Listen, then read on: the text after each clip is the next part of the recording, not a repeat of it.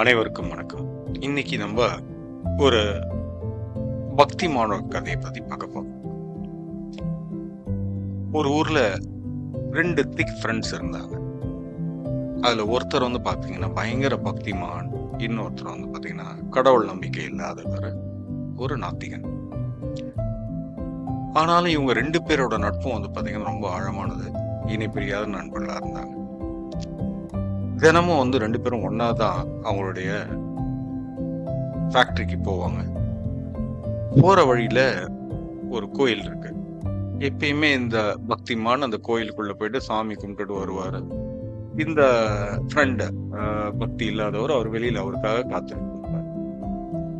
அப்படி ஒரு நாள் போறப்போ இதே மாதிரி அவர் உள்ள போயிட்டு சாமி கும்பிட்டு வராரு. இவர் வெளியில வெயிட் பண்ணிட்டு இருக்காரு.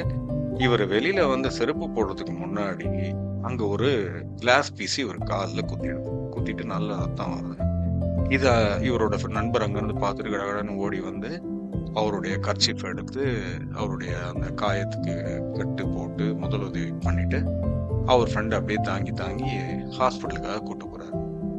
அந்த போற வழியில பாத்தீங்கன்னா ஒரு பணக்கட்டு கிடக்குது, 100 ரூபாய் பணக்கட்டு. அதை இவர் இந்த நாத்திகன் எடுத்துட்டு எல்லாரையும் விசாரிக்கிறது யாருன்னு, யாரும் இல்ல எந்த இல்லைன்னு சொல்றாங்க. அதுக்கப்புறம் இவரு காலில் வேற அடிபட்டு இருக்கு. உடனே ஹாஸ்பிட்டலுக்கு போனோம்னா அந்த பணத்தை எடுத்து கூட்டு போயிடுறாரு.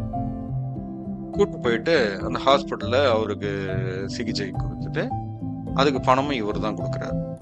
நண்பர் கொடுத்துட்டு சொல்றாரு, பாத்தியா, தினமும் நீ கடவுளை நம்புற, கோயிலுக்கு போற, ஆனா உனக்கு காலில் எவ்வளவு பெரிய காயம், உன் கையில பணமும் இல்லைன்னு எனக்கு தெரியும், என்கிட்டயும் பணம் கிடையாது.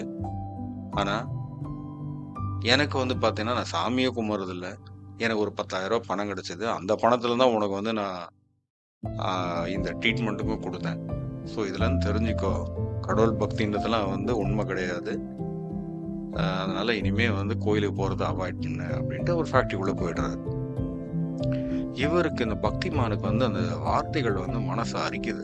என்னடா இது, இந்த மாதிரி நம்மள சொல்லிட்டு போயிட்டாரு அப்படின்ட்டு ஒரு ஆசிரமம் பக்கத்துல இருக்கு, அடிக்கடி போவாரு. அன்னைக்கு சாயங்காலம் அந்த ஆசிரமம் உள்ள போயிட்டு அந்த சுவாமிஜியை பாக்குறாரு. சுவாமிஜியை பார்த்துட்டு இன்னைக்கு என்னெல்லாம் நடந்துச்சுன்னு சொல்லி அதுக்கு உண்டான விளக்கத்தை கேட்கிறாரு. சுவாமிஜியும் கண்களை மூடிட்டு ஒரு ஆழ்ந்த தியானத்துக்கு போயிட்டு அதுக்கப்புறம் கண்ணை திறந்து, மகனே, நீ வெளித்தோற்றத்தை கண்டு ஏமாறாத, உன் கர்ம வினைப்படி இன்னைக்கு உனக்கு பெரிய விபத்து நடத்து, உன் காலே எடுக்கப்பட வேண்டியது.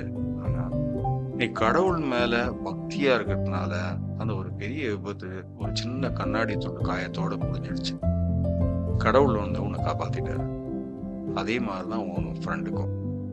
அவருக்கு இன்னைக்கு பாத்தீங்கன்னா ஒரு பெரிய அமௌண்ட் கிடைக்க வேண்டியிருந்துச்சு ஏதோ ஒரு வகையில அவருடைய அதிர்ஷ்டத்தினால.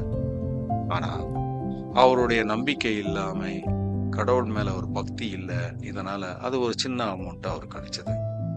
அவர் நினைச்சிருக்கலாம் அது 10,000 ரூபாய் பெரிய அமௌண்ட்னு. ஆனா உண்மையிலேயே அவருக்கு லட்சக்கணக்கில் கிடைச்சிருக்க வேண்டியது.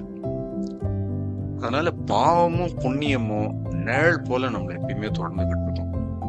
நீ கடவுளை சரணடைஞ்சனா அவர் ஒரு பெரிய துன்பங்கள் எல்லாம் கூட ஒரு தாங்கக்கூடிய ஒரு சின்ன வழியை நம்மளுக்கு மாற்றி நம்மளை காப்பாற்றுவாரு அப்படின்னு சாமிஜி முடிச்சாரு. சோ இத உணர்ந்த பக்திமான் தனக்கு நேர்ந்த தண்டனை இல்லை, அது ஒரு கடவுளோட பேரருள்னு புரிஞ்சுக்கிட்டு முதல் விட அதிகமா பக்திமானா வாழ்ந்தான். சோ இந்த கதையில இருந்து நம்மளுக்கு என்ன தெரியுதுன்னா, கடவுள் நம்மளை கஷ்டங்களை முழுசா தீக்கிறாரோ இல்லையோ, நம்ம பாவ புண்ணியங்களோட கணக்குல அதை நம்ம எவ்வளவு தாங்க முடியுமோ அந்த அளவுக்கு எளிமையாக்கி நம்ம காப்பாத்துவார். ஸோ கடவுளை நம்புங்க, எப்பயும் சந்தோஷமா வாழுங்க.